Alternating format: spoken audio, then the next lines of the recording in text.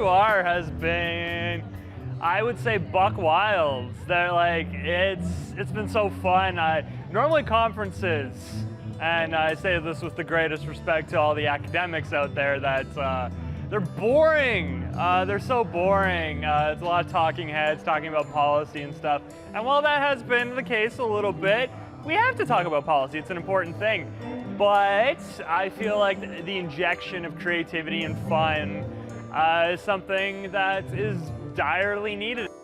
Yeah, it's really looking for solutions. When you talk to people from across the country, like there are here, very often it's the same problems all over the country. If somebody else has a solution that you haven't thought of, no sense in reinventing the wheel. So I'm looking for solutions that have been proven in other parts of the country. To really make a difference for rural communities, you need to engage not only your leaders in the community, but the community itself, the people who live there and work there and spend their lives there. It's important that we don't take a one-size-fits-all approach to rurality and the way that we approach that. So it's about adapting and sort of modifying solutions that we find in one community into another. We are stuck in our ways of learned behavior. Faced with an existential global crisis, we should probably do something. So I've been doing stuff since I was a very young age. I can't do it. I don't manage people's time, technology, and money. I'm just an advocate for progressive, positive change, to break dependency on third parties. You want to have a life and a lifestyle and an economy?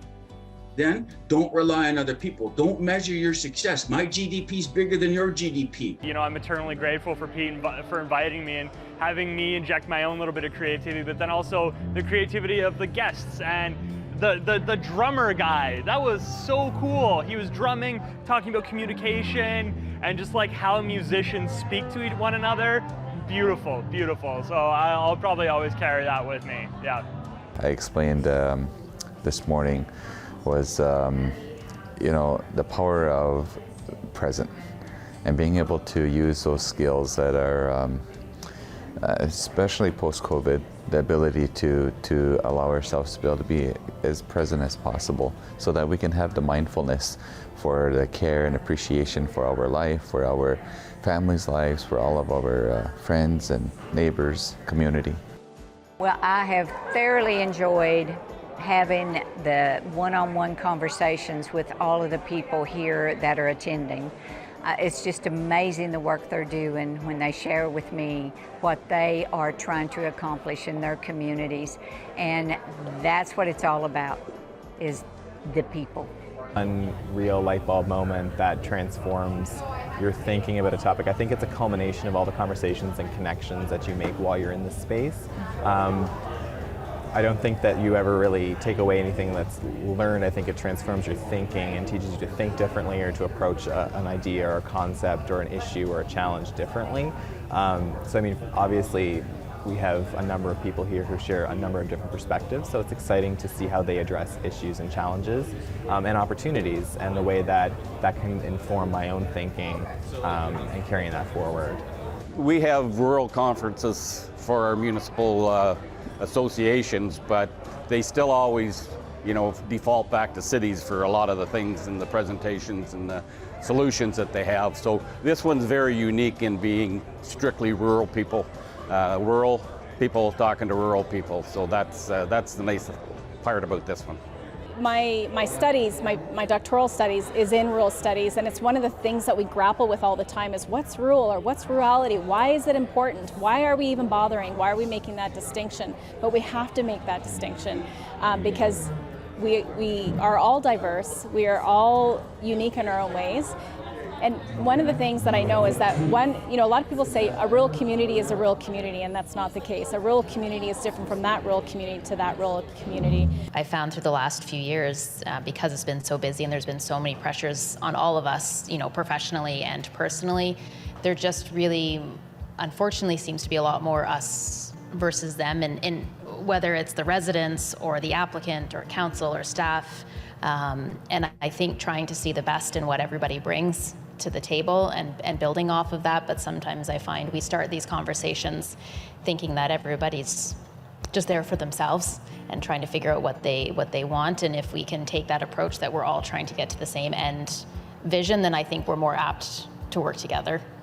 I think a lot of people have the tendency who are not from rural to pigeonhole rural problems, and the truth is there are a plethora of issues that rural can address in unique ways. And so I would encourage the CCRC and R2R going forward to continue to look at things in a new perspective, address new topics, what is timely to these communities, what is upcoming, having that forward-thinking vision. I think all of those things are great, and looking forward to seeing what can be done in the future. It puts the humanity back in situations. When you're born and raised in a small rural community, you do get the isolation feeling from the rest of the world. And when you hear presentations like this, conferences like this, it reminds you that you're very much still part of something bigger than yourself, and it isn't socially isolating as you might think it is, and others have the same complexities and difficulties and hurdles to overcome, and together we can make change. What I'm hoping people will take away from this year's conference is that maybe it's time to get a little weird. It's time to get a little weird about things. Think about the structures that exist that we contribute to and participate in, and like shake it up, like radically. Like I feel like there's always a call for action at things like this that is very hollow.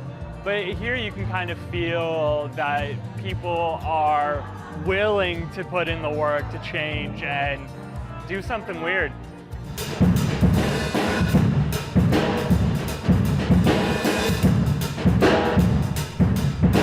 Well, we've been working hard in the kitchens. We've been toiling away at the coffee pot. We're learning a lot here. I think the goal with the food has always been to be reflective of the community and support local entrepreneurs, local vendors, local food artisans, local farmers and growers and producers in that way. So, I mean, there's been a conscious effort on the part by the organizing committee to make sure that the food is both reflective of the region and the people who live here as well. We've had, opportunities to sample people's work. We've had opportunities to just experience other cultural delicacies and those types of things. So from that perspective, I think it's been a really good opportunity to taste the region, if you will, and what the local area has to offer. And we'll add that it tastes delicious, by the way. So for anybody who was wondering, it's been delicious, and a really great way to bring warmth into our days and center it around the community. So what I want to do with this one little piece that I'm going to be working with you throughout the week is get you to stretch your mind, stretch your thinking about rural, and stretch your thinking about what's possible. So if I can do that one thing, then I've added something to the conference, and that's my goal. This conference has done exactly what I hoped they would do. They have invited people from the community, from the Six Nations, from those that work here that are trying to care for the communities and are trying to improve the communities. And so to me, the aha moment is the fact that they got it. There's so many ideas, right? When we look at that today, this conference, Rural Today, Rural Tomorrow, I really loved that we stepped into that future space. We had Mary Doyle, who's been with us every single day, and tomorrow I'm looking forward to how she's going to kind of bring the conversation and the planning that we've been doing over the conference, kind of not into like a neat plan that you take home, but just something that you can, a little bit more concrete so that we can think about 2050. And even today when I talked about how we think about our descendants 100 or 200 years in the future, right? When we think of that piece there. So yes, there will be an R2R24. It's just a matter of how that will look and what we will be touching upon. Takeaway for me is just that alone, that together as rural communities, we face the same challenges and hurdles. And this is a living example that, biannually, that they can bring great minds together here, leadership, professionals, educators, and make change both in policy and steps moving forward, and making sure that, we're not recreating the wheel. We're seeing what has worked in the past and what hasn't worked in the past, and moving forward, how do we make those steps then towards what's going to work.